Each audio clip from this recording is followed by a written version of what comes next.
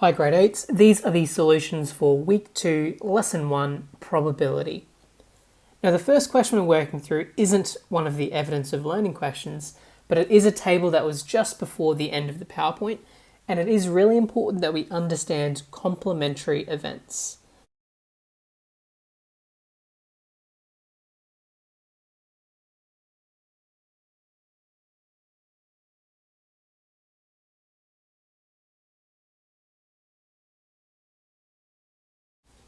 So the probability of the event not happening equals 1 minus the probability of the event. And instead of saying E not or E not happening, that E with the apostrophe means the complement, which is what it says up here. So for our first example, we have a male is the event, and the probability of a male is 0.5. So the complementary event, so not being a male, is being a female. And if we use our formula 1 minus the probability of the event, 1 minus 0.5. And you can see how our answer there is 0.5. With our second example, the event is that it will rain today, and the probability of that event is 0.8. Now the complementary event to it will rain today is that it will not rain. So for this little box here, if we just write not raining, that is the complementary event. And our working out is 1 minus the original event, which was 0.8. And 1 minus 0.8 will be 0.2. So the probability of the complementary event that it will not rain is 0.2. Now those first two examples were with decimals, but this third example here is with a percentage. The event is winning, and the probability of that event is 45%. Now we're going to see the steps are pretty much the same as the previous two, but there's one little difference. Now the complementary to that event, the opposite of winning, is obviously not winning, but the specific term that we can use is just losing. Now the probability of the complementary event. Usually we would use 1 minus the probability of the event, but because it's a percentage, what we're going to do is instead of the 1, we're going to write 100%. And it's still going to be minus the probability of the event. And for this question, it's 100% minus 45%. And the answer for 100 minus 45% is 55%. So the probability of the complementary event, which was not winning, is 55%. And so in our table up here, we can write our answer 55%. So the previous questions were decimals, so we used 1 minus the probability of the event. But because this is a percentage, we use 100% instead of the 1. And we still subtract the probability of the event to reach our final answer. Now the last example here is similar. Instead of a decimal and instead of a percentage, we're using a fraction. So the probability of the event is 1 over 6. So our fourth event is rolling a 2 on a dice. The probability of that event is 1 over 6. So the first step is to figure out what is the complement to that event. What is the opposite of rolling 2 on a dice? Well, the opposite of rolling a 2 is not rolling a 2. So let's say not 2 is a complement. Now to work out the probability of the complementary event, because we're dealing in fractions, we can't just do 1 minus 1/6 or 100% minus 1/6. What we need to do is use an equivalent fraction, which means if it's 1 over 6, we need to make our first fraction out of 6 as well. So if we're looking for 1 whole and it's out of 6, 1 whole would be 6 over 6. That is a whole fraction over 6. And we still need to subtract the probability of our original event. And the probability of our original event was 1 over 6. So looking at our question here, 6 over 6 minus 1 over 6 is going to be 5/6. And I'm sure some of you could definitely have done that in your head. 6 over 6 minus 1 over 6 equals 5 over 6.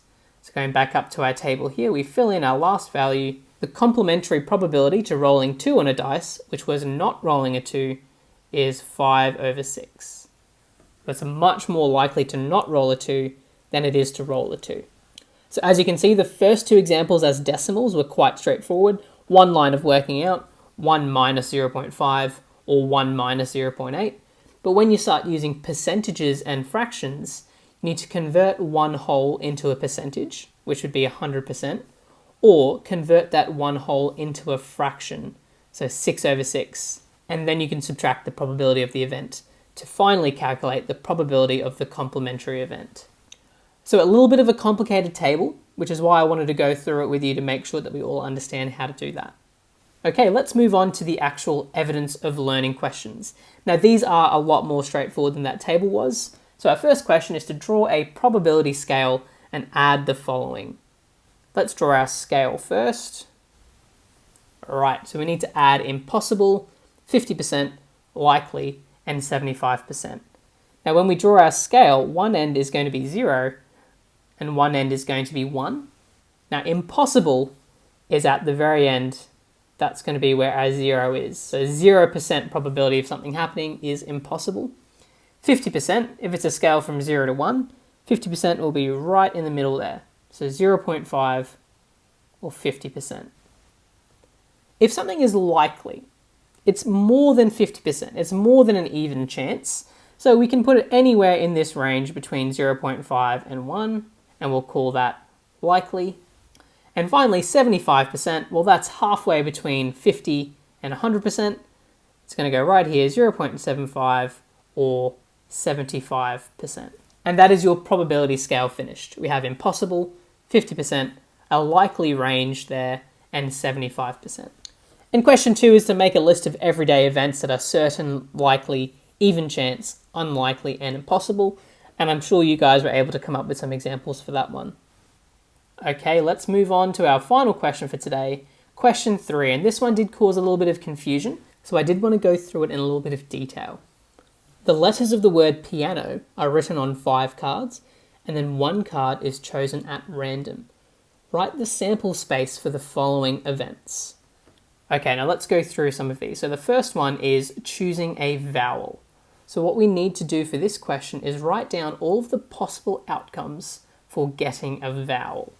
So how many possible vowels are there in piano? Well, we have an I, we have an A, and we have an O. So there are 3 possible vowels out of a total 5 letters. So the probability of a vowel is 3 over 5. Let's have a look at our next question. That is the probability of an N or an A. How many ways you can do that? It's either an N or an A. So the probability is 2 out of the total possible 5. And finally, our third option is choosing a letter that is not a vowel. So the probability of not a vowel, and the way we write that is we write vowel and then we have our apostrophe there to show that we're not looking at vowels. The probability of not selecting a vowel. So how many letters are not a vowel in piano? Well, we've got P and we've got N. So our probability of not selecting a vowel is once more 2 over 5. And that's how you do those first 3 questions. Now, question B, is choosing a letter a mutually exclusive event? Explain. Now, mutually exclusive events are events that can't happen at the same time. So if I was to choose a letter, let's say P, that is a mutually exclusive event, because if I've chosen P, I can't also choose A at the same time. For an opposite example, if we were playing cards and I were to draw a heart, that is not a mutually exclusive event because that heart card could also be a king of hearts, or it could be an ace of hearts, or a 7 of hearts. So it isn't mutually exclusive because that heart also has another event attached to it. Whereas with our letters, if I draw the letter P, that's all that it is. It is just the letter P. It isn't also a letter A or a letter O.